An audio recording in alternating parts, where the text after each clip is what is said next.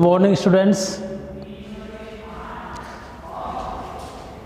आप सभी विद्यार्थियों का Jyotiba Phule group of education में वेलकम है बेटा जी। साथ ही आप सभी बच्चे कक्षा 10 उत्तीर्ण करके आए हो तो कक्षा 11th के अंदर भी आपका हार्दिक वेलकम है।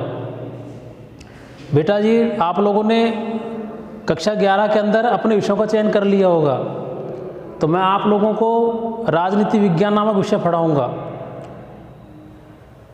एनसीईआरटी का न्यू सिलेबस पिछले सत्र से स्टार्ट हो चुका है और इस नए पाठ्यक्रम के अंतर्गत राजनीति विज्ञान नामक विषय के अंदर 2 बुक्स जोड़ी गई हैं। एक बुक्स है जिसका नाम है भारत का संविधान सिद्धांत और व्यवहार, और एक ऐसी बुक है इससे थोड़ी पतली, उसका नाम है राजनीतिक सिद्धांत। तो बेटा हमारे 2 बुक्स जोड़ी गई है ना, और ये बुक्स आपको परचेज करनी है। एक बुक का नाम तो है राजनीतिक सिद्धांत और दूसरी बुक है हमारी भारत का संविधान।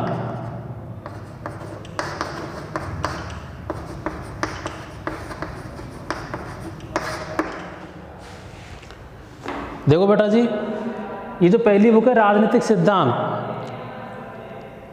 आप लोग कला वर्ग से जुड़े हो और कला वर्ग के अंदर जितने विषय हैं जैसे भूगोल है, हिस्ट्री है, इन सब के अंदर जो 2 बुक्स जुड़ी हैं उनमें से एक बुक सैद्धांतिक रूप से, जैसे आप लोगों ने कक्षा 10 के अंदर विज्ञान विषय में देखा होगा, बहुत से वैज्ञानिक आते हैं, कोई इनको सिद्धांत का प्रतिपादन करते हैं। उसी प्रकार से जो कला वर्ग है, जो आर्ट्स का क्षेत्र है, इसके जितने विषय हैं, राजनीति विज्ञान है, भूगोल है, समाजशास्त्र है, इनके अंदर भी उसी प्रकार से वैज्ञानिक होते हैं। राजनीति के अंदर राजनीतिक वैज्ञानिक, समाजशास्त्रीय वैज्ञानिक, इतिहास के अंदर ऐतिहासिककार, इस प्रकार से बेटा जी।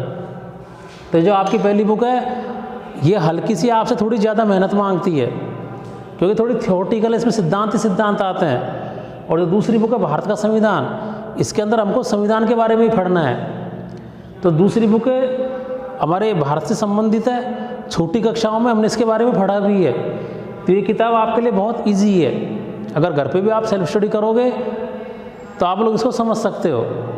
तो बेटा जी, सबसे पहला काम, यदि आपने राजनीति विज्ञान विषय ले लिया है तो सर्वप्रथम काम है आपका बाजार से बुक्सों को खरीदना, क्योंकि बगैर बुक्स के हम लोग पढ़ाई नहीं कर पाएंगे। कक्षा को लोकल कक्षा आप लोग न समझें, किताबें अनिवार्य रूप से आपको खरीदनी है। अब मैं देखो बेटा, चूँकि ये कोरोना काल की वजह से ये ऑनलाइन क्लासेस चलाई जा रही हैं, इसी वजह से मैं आपकी पहली बुक को भी चालू नहीं कर रहा हूँ, क्योंकि इसके अंदर समझाना बहुत पड़ता है, कंसेप्ट क्लियर करवाना पड़ता है बहुत ज़्यादा। और जो दूसरी बुक है इसे आप इजी वे में समझ जाओगे। हालांकि मैं पहले भारत का संविधान नामक बुक को स्टार्ट कर रहा हूँ, जब इसका पहला चैप्टर हो जाएगा तो इसके बाद में दूसरी बुक है राजनीतिक सिद्धांत, उसका भी पहला चैप्टर आप लोगों को पढ़ाऊँगा। लेकिन पहले अपन सरल बुक ले लेते हैं ताकि आपकी विषय के अंदर रुचि बन जाए। मैं एक बात और बताना चाहूँगा आप लोगों को कि हम लोग राजनीति विज्ञान विषय का चुनाव क्यों करें। बेटा जी देखो, कक्षा 11 के अंदर यदि आपने राजनीति विज्ञान ले लिया है तो कक्षा 11 में आपको पढ़ना है और कक्षा 12 के अंदर भी आपको पढ़ना है। फिर जब आप कॉलेज जीवन में चले जाओगे, जब आप बीए करोगे तो वहाँ पर भी आप इन सब्जेक्टों को ले सकते हो, क्योंकि कॉलेज में 3 सब्जेक्ट लेने पड़ते हैं। जैसे किसी भैया ने भूगोल ले ली, समाजशास्त्र ले ली, पॉलिटिकल साइंस ले ली, तो ऐसे 3 विषय। पॉलिटिकल साइंस से आप हिस्ट्री भी ले सकते हो। फिर जब आप लोग एमए करोगे तो एमए इनमें से किन्हीं एक विषय से करना पड़ता है, जैसे केवल पॉलिटिकल से, केवल भूगोल से ही। तो यदि इस विषय में आपको रुचि लग जाती है, क्योंकि कक्षा 10 के अंदर भी आपने राजनीति, लोकतांत्रिक राजनीति के पाठ पढ़े हैं और अब 11वीं के अंदर आप लोग पढ़ रहे हो, तो अपना टारगेट बना लीजिए, आप लोग अपना लक्ष्य बना लीजिए कि जब हम ये विषय ले रहे हैं इसके अंदर हमको रुचि बनानी है, इसी प्रकार समझ में आने लग जाती है आप लोगों के। तो आपको बीए के अंदर भी लेना इसी विषय को, एमए भी इसी विषय से करना, क्योंकि जैसे यदि आप लोगों ने बीए में इस विषय को ले रखा है तो आप 2nd ग्रेड टीचर के लिए अप्लाई कर सकते हो, वो नौकरी आपकी लग सकती है इस विषय के द्वारा। यदि आप पॉलिटिकल साइंस से एमए कर लेते हो तो जो 1st ग्रेड की नौकरी है, क्योंकि अभी भर्तियाँ हुई हैं और आने वाली और ही भर्तियाँ, तो 1st ग्रेड लेक्चरर की पोस्ट भी आप लोग प्राप्त कर सकते हो। इसके अलावा जैसे देखो बेटा, इतिहास विषय है, भूगोल विषय है और अपना पॉलिटिकल साइंस राजनीति विज्ञान विषय, ये 3 विषय ऐसे हैं कि हमारे भारत देश के अंदर आप अगर कोई सा भी कंपटीशन देते हो, चाहे वो छोटा स्तर का हो, राजस्थान पुलिस हो, बीएड हो, एसटीसी हो, कोई 4th क्लास का कंपटीशन हो, या फिर जो भारत लेवल के जो एग्ज़ाम है, सेंटर के एग्ज़ाम, एसएससी का है, यूपीएससी, आईएएस वगैरह की तैयारी आप लोग करोगे, रेलवे, बैंक्स की नौकरियों के अंदर आप लोग जाना चाहोगे, तो मेरे कहने का तात्पर्य है छोटे मोटे जितने भी कंपटीशन एग्ज़ाम हैं उनके अंदर जीके वाले पोर्शन के अंदर इन विषयों में से पूछा जाता है। पॉलिटिकल साइंस, ज्योग्राफी और हिस्ट्री के अंदर से, मतलब ये जीके की बुनियाद है ये। तो कुछ विद्यार्थी हो सकते हैं पढ़ने में कमज़ोर हों और वो अन्य विषय की ओर अग्रसर हो रहे हों, तो बेटा कम से कम कक्षा 11 में तो आप लोग पढ़ के देखो, प्रयास तो कीजिए आप। यदि आपके समझ में आने लग जाती है तो बहुत अच्छी बात है, क्योंकि बेटा हर बच्चे का, हर व्यक्ति का कोई ना कोई लक्ष्य होता है, जॉब प्राप्त करना, और नौकरी प्राप्त करने के लिए आपको इन विषयों में पारंगत होना पड़ेगा।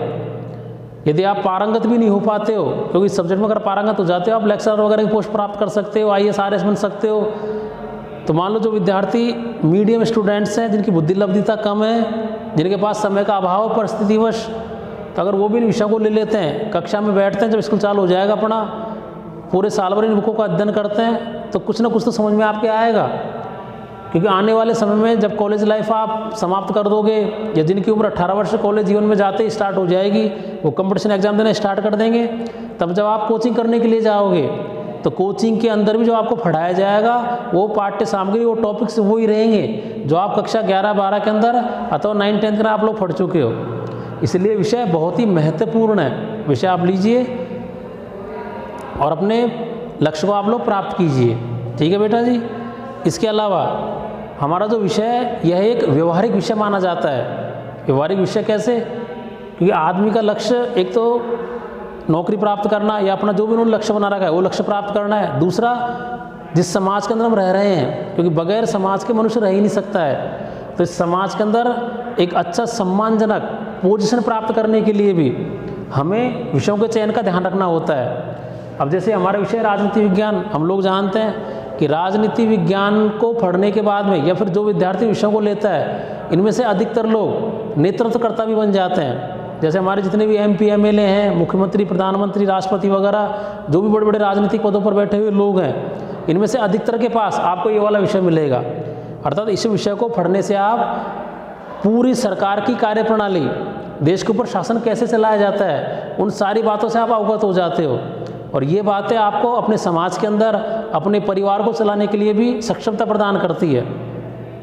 तो बेटा हमारे विषय के अनेकों फायदे हैं, आपको एक सक्षम नागरिक भी बनाएगी। अब देखिए अपने विषय के बारे में, जैसे कि मैंने आपको बताया कि हम जो बुक चालू कर रहे हैं वो कौन सी है? भारत का संविधान, सिद्धांत और व्यवहार। साथ ही बेटा एक बात पढ़ाने से पहले और बताना चाहूँगा मैं आप लोगों को कि ये जो किताबें हैं आने वाले समय के अंदर आपके कंपटीशन के अंदर भी काम आएंगी, तो इन किताबों को आप लोग संभाल के रखना। और चूँकि 11वीं लोकल क्लास मानी जाती है, बोर्ड का एग्ज़ाम नहीं होता है, इसके बावजूद भी आप लोग अपने आने वाले समय को, लक्ष्य को ध्यान में रखते हुए इनमें जितने भी प्रश्न बनते हैं छोटे छोटे, मैं फटाफट से आपको बताऊंगा कौन कौन से प्रश्न कंपटीशन में पूछे जा चुके हैं, अथवा कौन से पूछे जा सकते हैं, कौन से अच्छे प्रश्न हैं, उनको अभी से अपनी एक अलग कॉपी बनाकर साथ में लिखते जाना आप लोग। क्योंकि 11वीं के जो एग्ज़ाम्स होते हैं ये विद्यालय स्तर पर ही लिए जाते हैं, अधिकतर पीछे के प्रश्न दे दी जाते हैं। जैसे आप लोगों ने 10वीं के अंदर पढ़ा किसी विषय के अंदर, तो पाठ के अंदर से हम सारे प्रश्न बनाते हैं, गहराई से छोटे छोटे प्रश्न, बड़े प्रश्न इतने बन जाते हैं जो पाठ के पीछे भी नहीं होते, फिर भी हम अंदर से बनाते हैं, बहुत गहराई से अध्ययन करते हैं बोर्ड की क्लास के अंदर। तो उसी प्रकार से कक्षा 10 को पास करने के बाद में यदि आपको आपका लक्ष्य प्राप्त करना है, तो जिस भी विषय को आप लोग ले रहे हो, तो उस विषय के अंदर श्रेष्ठता हासिल करने के लिए आपको हर टॉपिक का कंसेप्ट क्लियर करना है, हर टॉपिक को आपको ध्यान से समझना है। दिमाग में ये नहीं आनी चाहिए आपके बाद वही लोकल क्लास है, इसको अपन ईजी में ले लेते हैं, ऐसा नहीं होना चाहिए। क्योंकि जो विषय आप लोग ले रहे हो इनके अंदर आपको विषय विशेषज्ञ बनना होता है। भाई क्या विषय है 11वीं-12वीं के अंदर? पॉलिटिकल साइंस, हिस्ट्री है, ये आप BO में लोगे, तो जब आपका लक्ष्य प्राप्त हो जाएगा, आपकी पढ़ाई जब तक पूरी होगी तब तक ये सब्जेक्ट आपके साथ चलेंगे। तो यदि आप विषय विशेषज्ञ बनना चाहते हो तो इन्हें थोड़ा सीरियसली लेना, आप लोग इजी वे के अंदर मत लेना। देखिए आप लोग, भारत का संविधान, सिद्धांत और व्यवहार, ये वाली जो बुक है ये आपके अधिकतर कंपटीशंस के अंदर काम आएगी। तो दूसरी वाली बुक है राजनीति सिद्धांत, वो तो आपके जैसे RS का पेपर है, फर्स्ट ग्रेड का पेपर है, सेकंड ग्रेड का पेपर है, वो वहाँ उस किताबों के अंदर जो प्रश्न दिए गए हैं, टॉपिक्स दिए गए हैं, उनका संबंध तो ये बड़े बड़े एग्जामों से है। जबकि ये किताब हमारे भारत देश का राजस्थान राज्य में होने वाली परीक्षाओं का कोई सा ही एग्जाम हो, वहाँ सब जगह आपके ये काम आएगी। तो बेटा मैं किताब स्टार्ट करने जा रहा हूँ। किताबें सबके पास होनी चाहिए, नहीं है तो आप अतिशीघ्र ले आना। देखिए बेटा, हमारा पहला चैप्टर संविधान क्यों और कैसे। तो हमारा चैप्टर पहला है संविधान क्यों और कैसे। अब कक्षा 10 में तो खैर हमने संविधान के बारे में नहीं पढ़ा है, लेकिन कक्षा 9th के अंदर संविधान के बारे में आया है। छोटी कक्षाओं की ओर देखोगे आप 7वीं 8वीं, वहाँ पर भी संविधान के बारे में आया है। मतलब हमारे मस्तिष्क के अंदर संविधान नामक शब्द है और इसके बारे में छोटी कक्षाओं के अंदर पढ़ भी चुके हैं, तो इतना कठिन आपको प्रतीत नहीं होगा। देखिए बेटा, ये जो संविधान शब्द है, हमको हर चीज़ का कंसेप्ट क्लियर करना है, चाहे कोई सा भी टॉपिक हो, हमें रटना नहीं है। क्योंकि जो विद्यार्थी रटता है वो कक्षा 10 तक ही रट पाता है, क्योंकि वहाँ पे इतने गहरे से प्रश्न नहीं पूछे जाते हैं। लेकिन जो कि अब बड़ी कक्षाओं के अंदर आप लोग आ चुके हो, तो यहाँ पर तो आपका हर टॉपिक क्लियर होना चाहिए बेटा, ठीक है। इसलिए आपको ध्यान से देखना है। मैं जो भी पढ़ा हूँ उसको अपनी किताबों में से आपको पढ़ना है। नहीं समझ में आता है, विद्यालय परिवार आपके सहयोग के लिए हमेशा तत्पर है, आप लोग पूछा कीजिए आप। और जब कक्षाएँ ऑफलाइन चलने लग जाएगी तब तो बिल्कुल भी समस्या नहीं आ पाएगी। देखिए बेटा, संविधान शब्द, यदि हम संविधान शब्द का संधि विच्छेद करें, क्योंकि ऐसा कोई भी वर्ड नहीं है जिसके हम टुकड़े नहीं कर पाएँ, और टुकड़े करने से आपको उस शब्द का कंसेप्ट क्लियर हो जाता है। देखिए आप लोग, संविधान का जब संधि विच्छेद करेंगे तो क्या बनेगा, सम प्लस विधान।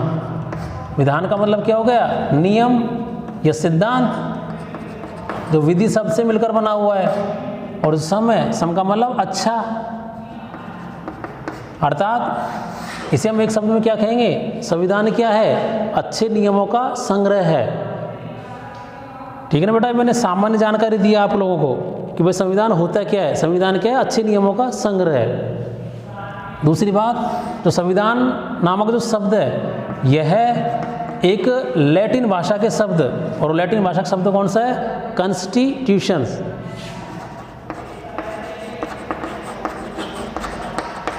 इसे कॉन्स्टिट्यूशन नामक शब्द से लिया गया है, और इस शब्द का वर्बली अर्थ क्या होता है, बनाना,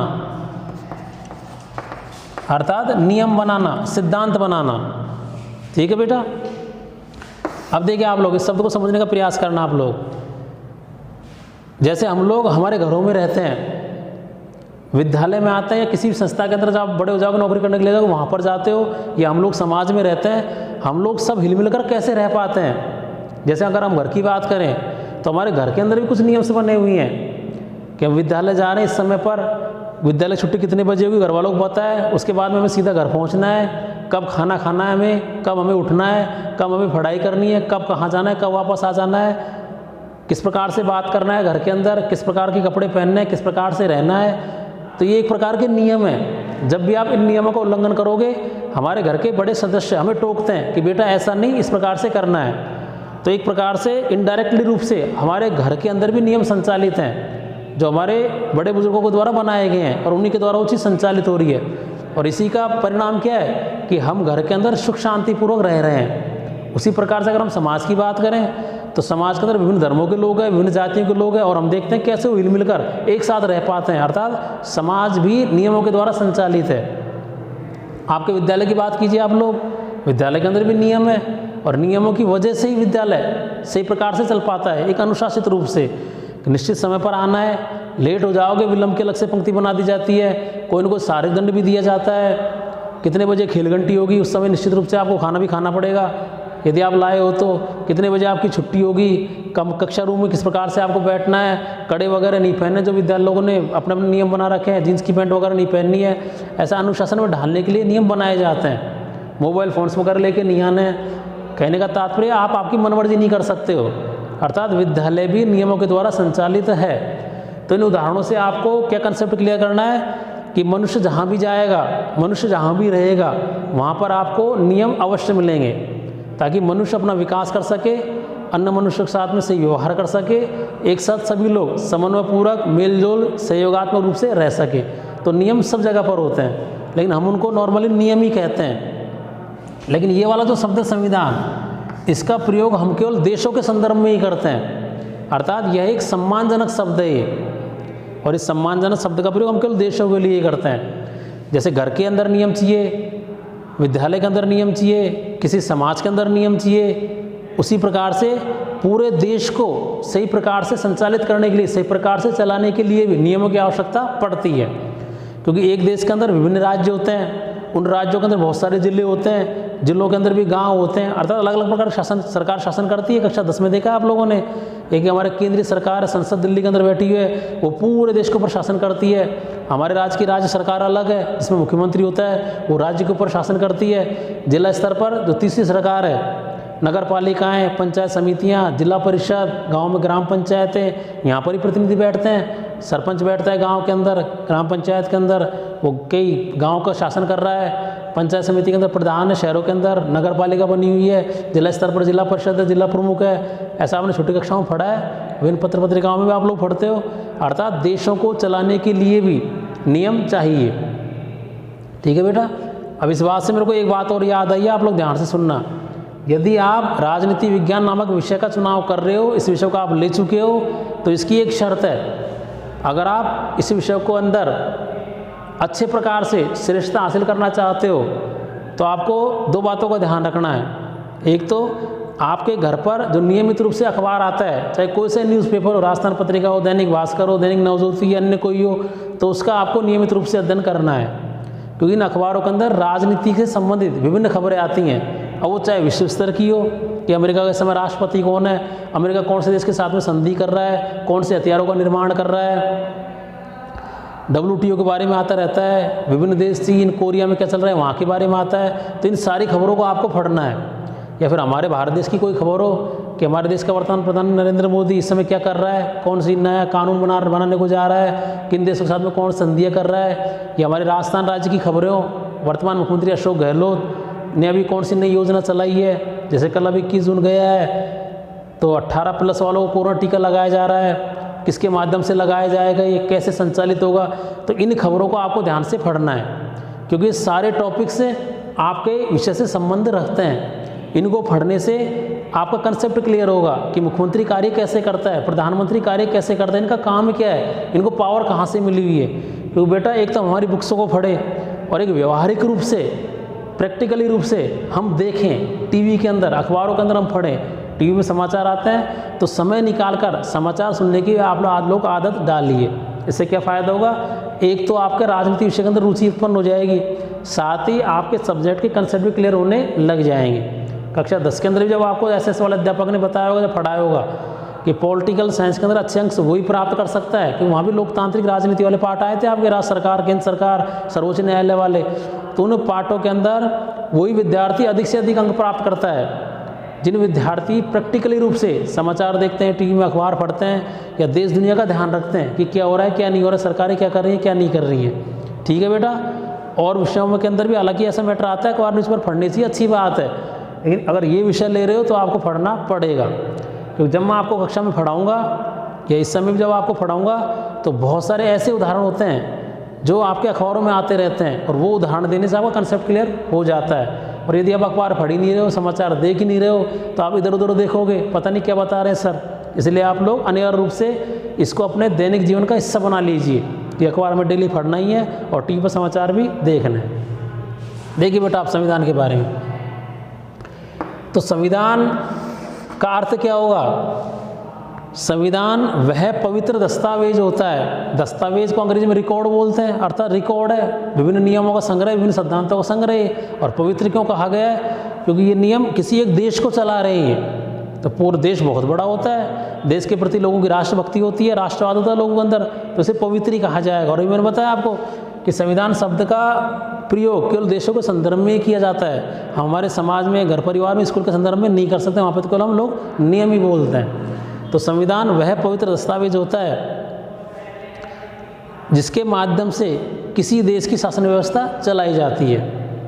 ठीक है बेटा, अर्थात संविधान उन नियमों का संग्रह भी आप लोग कह सकते हो जिनके द्वारा किसी देश की शासन व्यवस्था चलाई जाती है, वो आपका संविधान हो जाएगा। अब कक्षा 10 में भी देखा था, थोड़ा सा मैं आपको फिर दोबारा बता रहा हूँ कि जो आप लोग देखते हो कि हमारे देश के अंदर हर 5 साल बाद में इलेक्शन हो रहे हैं, लोकसभा के, विधानसभाओं के। हमारे देश का एक ही प्रधानमंत्री है, हमारे देश का एक ही राष्ट्रपति है। सांसदों का चुनाव किस प्रकार से, तो उनको वोट कौन डालता है, कक्षा 10 में पढ़ा है आप लोगों ने। संसद के 2 सदन, लोकसभा राज्यसभा कैसे बने, ये कैसे प्रकार से कार्य करते हैं, लोकसभा अध्यक्ष कौन होता है, ये सारी बातें कहाँ पर लिखी हुई हैं, संविधान के अंदर लिखी हुई हैं। अर्थात नियम है संविधान के अंदर। 10वीं पढ़ा था आप लोगों ने कि हमारा जो मूल संविधान बनाया गया था उसमें 395 अनुच्छेद हुआ करते थे। अब तो इनकी संख्या 465 से भी ज़्यादा हो चुकी है, क्योंकि इनके अंदर उपभाग बहुत सारे जोड़े जा चुके हैं। तो जी का पोर्शन आपको अलग से बताया जाएगा। तो बेटा जो संविधान के जो नियम है उन्हीं के अनुसार हमारे देश के अंदर एक शासन व्यवस्था कार्य कर रही है, और इन नियमों की वजह से देश सुचारू रूप से आगे बढ़ता जा रहा है। तो ये हमने संविधान की बात की। अब देखिए बेटा आप लोग, ये जो हमारा पहला चैप्टर है संविधान क्यों और कैसे, इसे पहले चैप्टर के अंदर हमको पढ़ना क्या है, हमारे कौन कौन से कंसेप्ट हमको क्लियर करने हैं कि संविधान बना कैसे है, संविधान समाज को देता क्या है, क्योंकि हम लोग समाज के लोग हैं, हमको इस संविधान के द्वारा मिल क्या रहा है।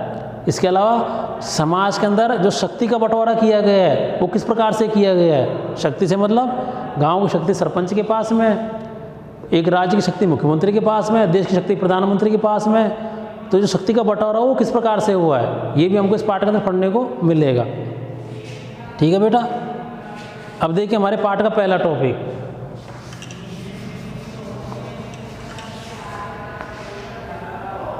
ध्यान रखना बेटा आप लोग, ये पाठ का पहला टॉपिक भी है और क्वेश्चन भी है। कक्षा 10 में भी हमारे द्वारा आप लोगों को बताया गया था कि जो हमारे जो पार्ट्स होते हैं इनके अंदर हेडिंग्स होते हैं। जैसे ये हमारा पहला पार्ट है, पहला पार्ट का सेकंड प्रश्न पर आप लोग आओगे तो इस पार्ट का पहला टॉपिक लिखा हुआ है कि हमें संविधान की आवश्यकता क्यों है। और आप लोग देख रहे हो, ये देखो नीले नीले नीले नीले और बड़े अक्षरों के अंदर ये लिखा हुआ है। तो मैंने कक्षा 10 में भी आपसे कहा था कि चाहे कोई सी क्लास हो, जो हेडिंग से दिए जाते हैं बड़े अक्षरों में और विभिन्न रंगों के अंदर, ये हमारे टॉपिक हैं और इन्हीं टॉपिकों से प्रश्न बना लिए जाते हैं। जैसे मैं पहला टॉपिक लिख रहा हूँ हमारी किताब का, क्या लिखा हुआ है कि हमें संविधान की आवश्यकता क्यों है।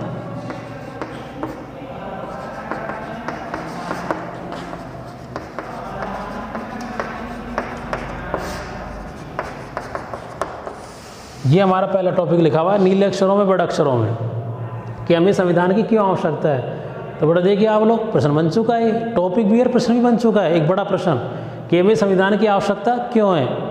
या फिर हम लोग जानते हैं कि जो टॉपिक्स होता है इसको विभिन्न प्रकार से घुमा फिरा कर भी पूछ लिया जाता है। जैसे इसको पूछा जा सकता है आप लोगों से संविधान के कार्य क्या है, संविधान का उद्देश्य क्या है, तो बताना वही आपको ये आवश्यक क्यों है, क्यों आवश्यक है, इसके कार्य तो बताने पड़ेंगे हम लोगों को।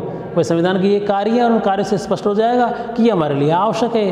तो इन प्रश्नों का भी हम लोगों को ध्यान रखना है, क्योंकि प्रश्न कैसे बनते हैं, प्रश्न बनाना हम लोगों को आना चाहिए, क्योंकि सबसे पहला महत्वपूर्ण कार्य तो यही होता है। अब देखिए आप लोग, इसके अंदर हमें पढ़ना क्या क्या है कि हमें संविधान की आवश्यकता क्यों है।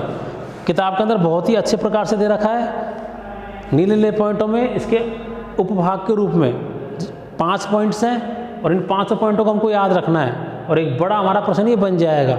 और जो 5 पॉइंट हम लोग इसके अंदर जो पढ़ेंगे वो सारे आपके एक एक अथवा 2-2 नंबर के छोटे छोटे प्रश्न भी बनते चले जाएंगे।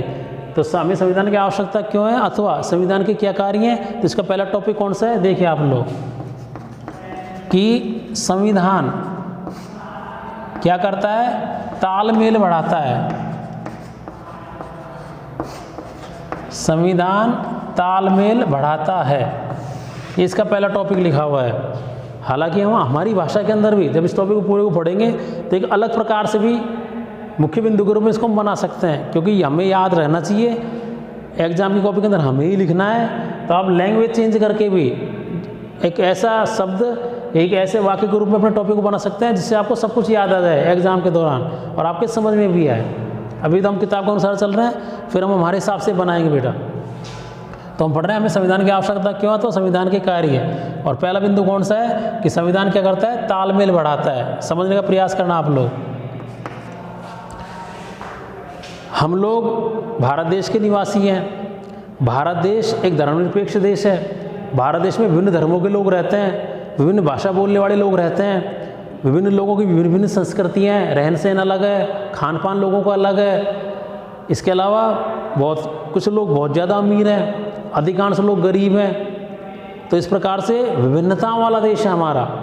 और यदि हम विश्व के अन्य देशों की बात करें तो सभी देशों के अंदर इस प्रकार की विभिन्नताएं पाई जाती हैं। तो इन भिन्नताओं के बावजूद भी सारे देश के जो लोग हैं, जैसे हम भारत देश के लोग हैं, फिर भी एक देश के अंदर कम लोग कैसे रह पा रहे हैं। तो सभी देशों के लोगों का एक साथ विभिन्न विभिन्नताओं के होने के बावजूद भी एक साथ रहना कैसे संभव हो पाता है। तो कैसे संभव हो पाएगा? कुछ बुनियादी नियमों के द्वारा। अर्थात सभी लोगों को ये पता रहना चाहिए कि हमारे देश के अंदर कुछ ऐसे नियम बने हुए हैं जिनकी हमें पालना करनी है, साथ ही अन्य लोगों को पालना करनी है। उन नियमों को लोगों को पता रहना चाहिए, साथ ही वो नियम लोगों के ऊपर लागू भी रहना चाहिए। समझने का प्रयास करना बेटा आप लोग कि हमें पता है हमारे देश के अंदर नियम बने हुए हैं, अन्य लोगों को पता है और वो नियम हमारे पर लागू भी हो रहे हैं। जैसे हम लोग जानते हैं हमें मौलिक अधिकार मिले हुए हैं, समानता का अधिकार, स्वतंत्रता का अधिकार। हमने कक्षा 9 के अंदर ही पढ़ा है, यहाँ पर भी आपके पाठ के अंदर आएंगे, विस्तार रूप से पढ़ेंगे हम लोगों को। अभी हम संक्षेप के अंदर देखते हैं कि जैसे समानता का अधिकार है, मुझे भी मिला हुआ है, आप लोगों को मिला हुआ है कि आप लोगों को मेरे साथ समानता का व्यवहार करना पड़ेगा, मुझे आपके साथ करना पड़ेगा। हमारी जो विभिन्न प्रकार की सरकारें हैं वो भी हमारे साथ समानता का व्यवहार करेगी। हमें स्वतंत्रता का अधिकार मिला हुआ है, हम कहीं भी घूम फिर सकते हैं, कोई सा भी संगठन बना सकते हैं, कहीं पर भी निवास कर सकते हैं। तो हमारे अधिकारों के अंतर्गत ये बातें आती हैं। तो एक प्रकार के नियम ही हैं। वोट डालने का अधिकार नियम है, सभी को मिला हुआ है। चुनाव में खड़े होने का अधिकार है, सभी को मिला है कुछ शर्तों के साथ में। तो सब लोगों को पता है कि नियम बने हुए हैं। जैसे परिवहन के नियम हम छोटे कक्षा में बहुत पढ़ते आए हैं कि हेलमेट पहन के गाड़ी चलानी है, ज़्यादा स्पीड से गाड़ी नहीं चलानी है, शराब वगैरह पी के नशा करके हम लोग गाड़ी नहीं चला सकते हैं। तो ये नियम से ही, और सब लोगों को पता है नियमों का, सब लोगों को जानकारी है और सब लोग इनकी पालना कर रहे हैं। क्यों कर रहे हैं पालना? क्योंकि पालना भी लोग नियमों की क्यों करें? कोई न कोई ऐसा आधार होना चाहिए। तो इसका आधार क्या है कि यदि कोई व्यक्ति अगर नियमों का उल्लंघन करता है तो नियमों का उल्लंघन करने पर कानून की व्यवस्था की गई है, न्यायालय की व्यवस्था की गई है कि यदि आप कानून का उल्लंघन करते हो तो आपको सज़ा मिलेगी। तो जब सब लोगों को पता है कि यदि मैं नियम का पालन करूंगा तो मैं भी शांति से सुखपूर्वक रह सकता हूं, साथ ही मेरे जो अन्य साथी लोग आस पड़ोस में रहने वाले हमारे समाज में लोग, वो भी शांतिपूर्वक रह सकते हैं। और यदि मैं किसी नियम का उल्लंघन कर रहा हूँ, तेज़ गाड़ी चला रहा हूँ, तो मेरा भी एक्सीडेंट हो सकता है या मेरी वजह से किसी और का भी हो सकता है।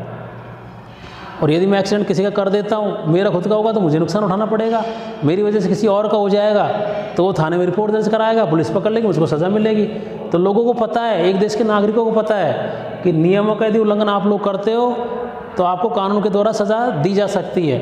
तो जब सब लोगों को पता है कि देश को चलाने के लिए कुछ नियम बनाए गए हैं, वो नियम सभी लोगों के लिए समान रूप से है और यदि कोई उनकी पालना नहीं करता है, उनका उल्लंघन करता है तो उसको सज़ा भी मिल सकती है। तो इस कंडीशन में क्या होता है, सभी लोग नियमों का पालन करते हैं और जब सभी लोग नियमों का पालन करेंगे तो एक साथ एक देश के अंदर, एक समाज के अंदर आसानी से सुखपूर्वक एक दूसरे के साथ तालमेल बनाते हुए वो लोग रह सकते हैं। अब देखो बेटा, हमारे देश की अगर हम बात करें तो यहाँ पे हिंदू, मुस्लिम, सिख, ईसाई, जैन, बौद्ध, विभिन्न प्रकार के धर्मों के लोग रह रहे हैं कि पूरी दुनिया में जो सर्वाधिक विविधता वाला देश है वो हमारा इंडिया ही है। छोटी कक्षा में पढ़ा था, यहाँ भी मैं आपको बताऊँगा। तो विश्व का सबसे बड़ा जो संविधान है वो भी हमारे देश का है। तो सभी लोग कैसे रह पा रहे हैं? इन्हें कानूनों की वजह से ही रह पा रहे हैं। तो कानूनों का होना बहुत ही आवश्यक है बेटा। तो ये हमारा पहला टॉपिक क्लियर हुआ है कि संविधान के द्वारा एक देश के, एक समाज के लोगों के अंदर तालमेल किस प्रकार से आता है, संविधान के द्वारा आया। और संविधान का मतलब क्या हो गया? कानून या नियमों का संग्रह। ठीक है बेटा। दूसरा टॉपिक देखिए अपना। अब आप लोग ध्यान रखना, जब आप घर पे अपनी किताबों का अध्ययन करोगे तो 2 या 3 पैराग्राफ के अंदर एक एक टॉपिक को समझाया गया है और इसी टॉपिक का या हर टॉपिक के लास्ट के अंदर आपको ब्लैक लाइनों के अंदर, बड़े बड़े अक्षरों के अंदर 1 या 2 पंक्ति लिखी हुई मिलेगी। वो इस टॉपिक का सार है। अब कक्षा 11 के अंदर आपको केवल अपने टॉपिक को ध्यान रखना है और लास्ट में जो ब्लैक लाइनें दे रखी है आपको उनको ध्यान रखना है, क्योंकि 5 पॉइंट्स हैं। ब्लैक लाइन 2 या 3 वाक्यों के अंदर अगर उतना भी आप याद कर लेते हो तो हमारे प्रश्नों की शब्द सीमा पूरी हो जाती है और केवल बातें समझाने के लिए। तो ये हमारा संविधान का पहला काम हो गया कि संविधान ऐसे बुनियादी नियमों का संग्रह है जिनसे एक देश के लोगों के अंदर तालमेल आता है, समन्वयता आती है और एक देश के अंदर ये सभी लोग सुखपूर्वक आसानी से शांतिपूर्वक एक साथ रह सकते हैं। अब दूसरा कार्य देखिए आप लोग संविधान का, निर्णय निर्माण की शक्ति।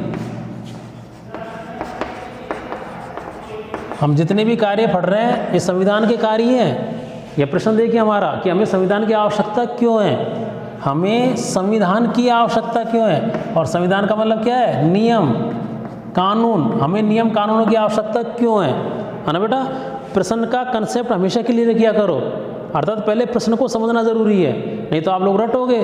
और कक्षा 10 तक की रटने विद्या चलती है, मैं आपको बता चुका हूँ। कक्षा 11 के अंदर तो आपको अपना कंसेप्ट क्लियर करना होता है। तो हमें संविधान अर्थात हमको नियम कानून की आवश्यकता क्यों है, क्योंकि जैसे आप मान लो संविधान का प्रयोग नहीं करते हो शब्द का बार बार, और केवल नियम कानून करोगे तब आपको और भी अच्छे समझ में आएगा। जैसे देखो पहला पॉइंट पढ़ा आपने कि नियम या कानून तालमेल बढ़ाते हैं, अर्थात नियम कानून की वजह से एक देश के अंदर सभी लोग समानता से रह सकते हैं। नियम कानून अथवा जो हमारा संविधान है ये क्या करता है, निर्णय और निर्माण की शक्ति हमें प्रदान करता है। किस प्रकार से समझिए आप लोग।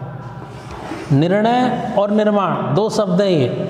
निर्णय से तात्पर्य क्या है, हम भारत देश के निवासी हैं, हम भारत देश के अंदर रह रहे हैं, तो यहाँ पर देश को चलाने के लिए कोई न कोई ऐसा व्यक्ति है जो निर्णय करेगा। जैसे भी मैंने बताया हमारे राजस्थान के मुख्यमंत्री ने निर्णय लिया है कि 21 जून से टीके लगाने हैं। राजस्थान के मुख्यमंत्री ने अभी थोड़े समय पहले निर्णय लिया था कि अभी विद्यालय संचालित नहीं किए जाएंगे क्योंकि कोरोना की तीसरी लहर आ सकती है। तो देखो ये निर्णय लिए जा रहे हैं, और इन्हें निर्णय लेने की पावर एक मुख्यमंत्री के पास कैसे की, संविधान के द्वारा दी गई है। मुख्यमंत्री बना कैसे, संविधान के द्वारा बना है, क्योंकि संविधान में नियम लिखे हुए हैं कि मुख्यमंत्री कैसे बनेगा, उसके पास क्या क्या पावर रही। कक्षा 10 में हमने अध्ययन किया है मुख्यमंत्री की शक्तियों का, प्रधानमंत्री की शक्तियों का, है ना बेटा, याद होगा आप लोगों को। तो किसी भी समाज के अंदर या विभिन्न समाजों से मिलकर बने हुए देश के अंदर जो निर्णय की शक्ति होती है वो कौन प्रदान करता है, संविधान प्रदान करता है। क्योंकि हम संविधान के कार्य पढ़ रहे हैं कि मुख्यमंत्री क्या निर्णय ले सकता है, एक गांव का सरपंच क्या निर्णय ले सकता है, हमारे पूरे देश के संदर्भ में नरेंद्र मोदी जो प्रधानमंत्री है वो क्या निर्णय ले सकता है। तो जो निर्णय की शक्ति इन लोगों को मिली है ये किसके द्वारा मिली है, संविधान की। तो इसका तात्पर्य क्या हो गया कि हमें संविधान की आवश्यकता है। क्यों है, क्योंकि एक देश के अंदर निर्णय लेने के लिए, और निर्णय क्यों लेने चाहिए, अगर निर्णय नहीं लेंगे तो देश चल नहीं पाएगा। तो निर्णय लेने की जो शक्ति आई है ये कहाँ से आई है, संविधान की तरफ से आई है। उसी प्रकार से निर्माण है कि हमारे देश के अंदर किसी प्रकार का कोई निर्माण है, चाहे वो राजनीतिक क्षेत्र में हो, चाहे वो सामाजिक क्षेत्र में हो। निर्माण से मतलब नए नए कानूनों का बनना, नए नए सिद्धांतों का बनना, सरकार के द्वारा नई नई योजनाओं का बनाना।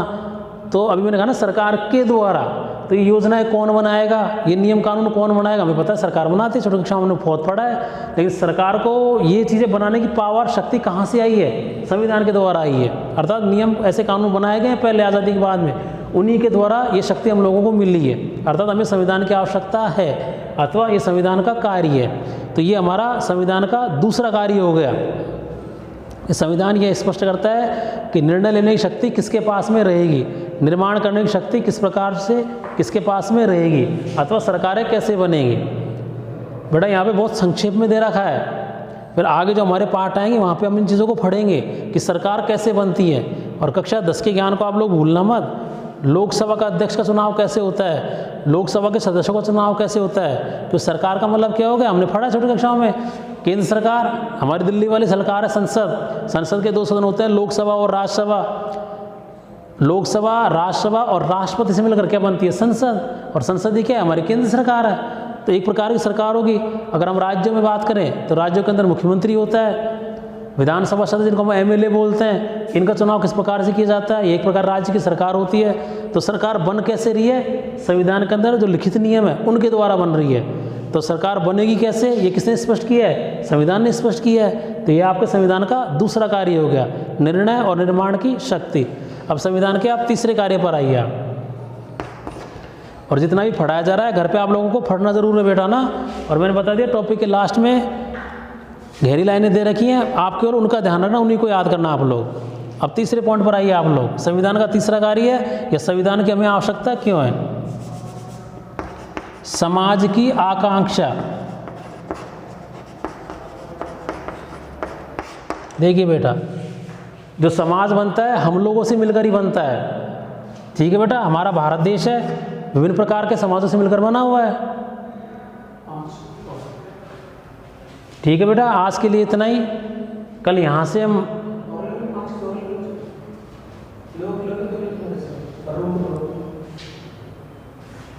चलो इसे एक बिंदु को और देख लेते हैं बेटा। तो हमारा तीसरा कार्य कौन सा है? समाज की आकांक्षा। तो बेटा मैं समाज के बारे में बता रहा था कि विभिन्न प्रकार के लोगों से मिलकर विभिन्न प्रकार के समाज बने हुए हैं। समाजों से ही गाँव का निर्माण होता है, जिलों का निर्माण होता है, जिले से राज्य का निर्माण होता है, राज्यों से देश बन जाता है। तो एक देश विभिन्न प्रकार के समाजों से मिलकर बना हुआ है। समाज के अंदर हम जैसे लोग रहते हैं, तो हम लोगों को अर्थात समाज की कोई ना कोई आकांक्षा ज़रूर होती है। जैसे मैं हूँ समाज का लोग, आप लोग हैं समाज के लोग, तो आपकी आकांक्षा, आपका लक्ष्य क्या है? आपको रोज़गार मिले, आपको अच्छी शिक्षा मिले, आपको अच्छी सड़कें मिले, लाइट आए 24 घंटे, शुद्ध साफ पानी की व्यवस्था हो हमारे लिए, तो रोजी रोटी, कपड़ा, मकान, या अन्य जो हमारी आवश्यकताएं होती हैं, ये हमारी आकांक्षाएं हैं। जो हमें कौन उपलब्ध कराएगा? हमारी सरकार उपलब्ध कराएगी। अभी सरकार आई कैसे, मैंने बताया था, बनी कैसे, कि कहाँ पर लिखी हुई चीज़ें, ये सारी बातें संविधान के अंदर लिखी हुई है। तो हमें संविधान की आवश्यकता क्यों है? क्योंकि विभिन्न देशों के अंदर जो संविधान बनाए गए हैं, इन संविधानों के द्वारा उन देशों के अंदर रहने वाले लोग, उन देशों के अंदर विभिन्न लोगों से मिलकर बने हुए समाज की जो आकांक्षाएं होती हैं, ये संविधान के द्वारा ही पूरी की जाती है। जैसे देखिए आप लोग कि आज़ादी के बाद में हमारे संविधान के द्वारा हमें क्या प्रदान किए गए हैं? मौलिक अधिकार। क्योंकि मौलिक अधिकार के द्वारा ही एक समाज सुशासित हो सकता है। जैसे हम लोगों ने पढ़ा है छोटी कक्षाओं के अंदर कि मौलिक अधिकार कौन कौन से हैं? स्वतंत्रता का अधिकार, समानता का अधिकार, शोषण के विरुद्ध अधिकार। उन्हीं अधिकारों में हम लोगों ने पढ़ा था कि हमें बिना वजह से गिरफ्तार नहीं किया जा सकता है, हमारा कोई शोषण नहीं कर सकता है, 14 वर्ष से कम उम्र के बच्चों से कहीं मजदूरी नहीं करवाई जा सकती है। तो ये क्या है? ये हमारी आकांक्षाएँ हैं। मैं स्वतंत्र रहना चाहता हूँ, मैं ये चाहूँगा मुझे सम्मान मिले हर जगह पर, आप लोग भी चाहोगे सभी लोग आपके साथ समानता का व्यवहार करें, किसी प्रकार कोई भेदभाव नहीं करे। ये सारी बातें मौलिक अधिकारों के अंतर्गत आती हैं। और ये मौलिक अधिकार हमें कहाँ, किसके द्वारा प्राप्त हुए हैं? सरकारों के द्वारा प्राप्त हुए हैं, अर्थात संविधान के द्वारा प्राप्त हुए हैं। तो ये क्या है? ये हमारी आकांक्षा है, ये हर व्यक्ति का उद्देश्य होता है। तो ये हमारे संविधान का तीसरा कार्य है। साथ ही हम लोग जानते हैं कि जो मौलिक अधिकार हमें मिले हुए हैं, इनका भी उल्लंघन नहीं किया जा सकता है, अर्थात कोई सरकार हमसे इनको छीन नहीं सकती है। हम पढ़ेंगे आगे वाले चैप्टरों के अंदर, 10वीं के अंदर भी थोड़ा बहुत आया था आप लोगों के सामने कि मौलिक अधिकारों को सीमित और प्रतिबंधित सरकार केवल तभी कर सकती है जब देश में आपातकाल चल रहा हो, और ऐसी कंडीशन बहुत ही कम आती हैं। ठीक है बेटा, तो ये हमारे 3 कार्य हो गए संविधान के। संविधान तालमेल बढ़ाता है, संविधान निर्णय निर्माण की शक्ति प्रदान करता है, संविधान समाज को आकांक्षा प्रदान करता है, अर्थात समाज के जो लक्ष्य होते हैं, जो आकांक्षाएं होती हैं, वो संविधान के द्वारा हमें दी जाती है। अब संविधान का आप लोग चौथा कार्य देखिए। संविधान का चौथा कार्य है सरकार की शक्तियों पर सीमाएं।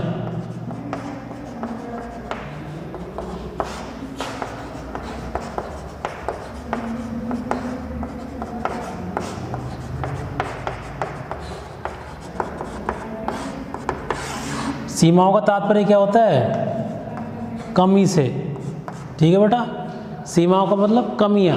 कक्षा 10 के अंदर भी हम लोगों ने देखा था लोकतंत्र की क्या सीमा है, अर्थात लोकतंत्र की क्या कमियां हैं, लोकतंत्र की क्या दोष हैं। तो हमारे संविधान की आवश्यकता हमें क्यों है? संविधान का चौथा कार्य कौन सा है? कि संविधान के द्वारा सरकार की शक्तियों पर कुछ कमियां लगाई गई हैं। क्यों लगाई गई बेटा? हमने इतिहास विषय के अंदर पढ़ा था कक्षा 10 के अंदर कि ऐतिहासिक काल के अंदर राजतंत्र हुआ करता था। आज तो लोकतंत्र चल रहा है, लोग खुद अपनी सरकार का चुनाव करते हैं, लेकिन पहले राजतंत्र हुआ करता था। वहाँ पे राजा महाराजाओं का शासन हुआ करता था। राजा महाराजा खुद ही एक प्रकार के संविधान हुआ करते थे, वो तानाशाही हो जाया करते थे। विभिन्न प्रकार के राजा लोगों पर अपनी मनमर्जियाँ थोपा करते थे, गलत प्रकार के कानून थोपा करते थे। ठीक है बेटा, तो पहले कोई भी सीमा नहीं थी, कोई ऐसी शक्ति या कोई ऐसी संस्था नहीं हुआ करती थी। ठीक है बेटा, आज के लिए इतना ही है ना। कल यहीं से हम लोग इस टॉपिक को आगे बढ़ाएंगे, और जितना आप लोग पढ़ चुके हो इसको आप घर पे सेल्फ स्टडी जरूर करना। यदि आप घर पे सेल्फ स्टडी नहीं करते हो, इसका अध्ययन नहीं करोगे आप लोग, तो आपके समझ में नहीं आएगा, नहीं ये टॉपिक याद हो पाएगा। थैंक्स बेटा।